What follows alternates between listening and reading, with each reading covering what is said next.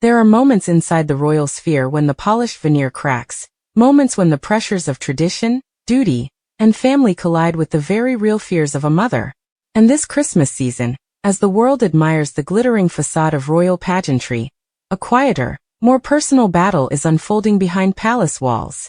It is a struggle that has left Catherine, Princess of Wales, standing alone, isolated, anxious, yet fiercely determined, as she fights for her eldest son's future. For months now, those closest to the Wales household have sensed the shift.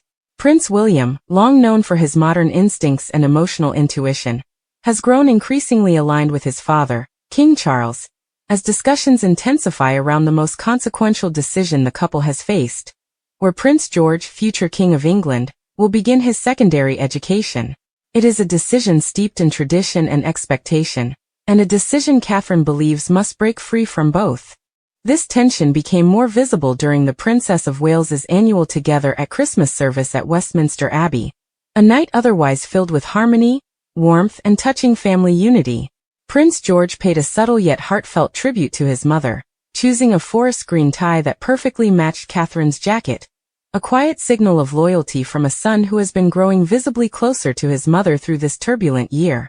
George's recent public appearances, most notably stepping in as Catherine's companion at the Festival of Remembrance when William was abroad, have revealed the quiet resilience of a young prince being gently shepherded into the responsibilities waiting for him. Catherine's steady hand, her soft guidance, and her unwavering devotion have shaped George's early steps into royal duty more than the public knows. And yet, for the first time, that maternal instinct has placed her in open conflict with the institution she married into. Prince William and King Charles favor Eton College, the traditional school for future kings, the alma mater of William and Prince Harry, a symbol of continuity between generations. They believe Eton will prepare George for the demands of the crown, its discipline, its expectations, its weight. But Catherine sees something different. She wants her son to grow not only as a future king, but as a boy. She envisions a childhood shaped by warmth, balance, and emotional stability, values she holds dearly.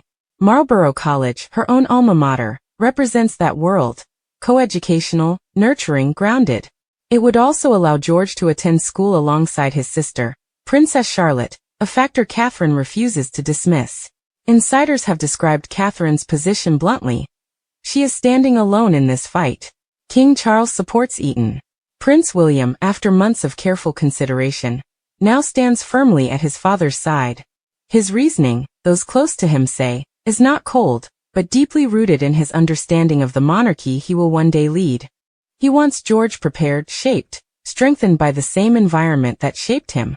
This leaves Catherine isolated. And yet she remains steadfast.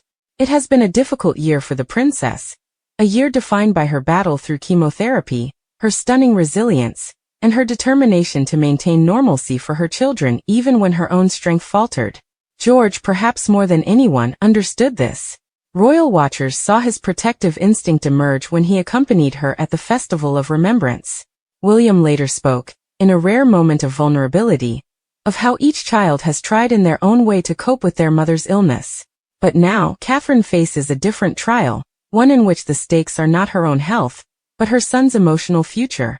To complicate matters further, the family is navigating this sensitive decision under an extraordinary veil of secrecy. Their strategy is calculated.